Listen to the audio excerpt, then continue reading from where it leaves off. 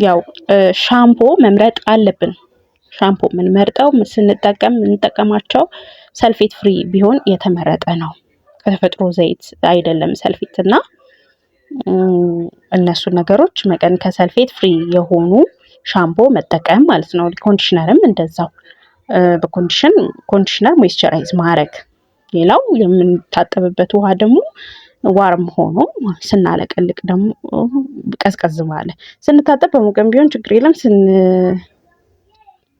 ደግሞ ስንለቀልቅ ቀዝቀዝ ባለ ውሃ መለቅለቅ። ሌላው ከታጠብን በኋላ በፎጣ አድርቀን ማይክሮ ፋይበር የሆኑ ፎጣዎች መጠቀም ማለት ነው። ኢሪቴት የሚያደርገን መሆን የለበትም።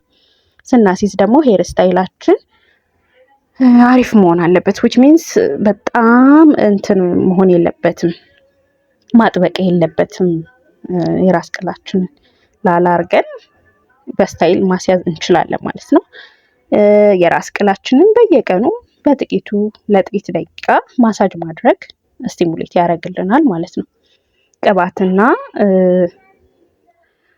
እንትኖችን መጠቀም ቅባቶችን ስንጠቀም ኢሴንሻል ኦይል የምንለው አለ። ሁሌም ግዴታ የማይቀር ኢሴንሻል የሆነ ሮዝመሪኖ፣ ኮኮናት መጠቀም እንችላለን። ሌላው ደግሞ ዲፕ ኮንዲሽኒንግ የሚያደርግልን ናቹራል ኦይል ለምሳሌ ኦሊቭ ኦይል፣ አርጋን የምንላቸው ይጠቅሙናል ማለት ነው። በዛ መልኩ ፀጉራችንን ጤናማ አስተዳደግ እንዲኖር እናደርጋለን ማለት ነው። ለዛሬ ባጭሩ ይዤላችሁ የመጣሁት ይሄን ነው። በሌላ ቪዲዮ በሌላ ርዕስ እስከምንገናኝ ሰላም ሰንብቱ።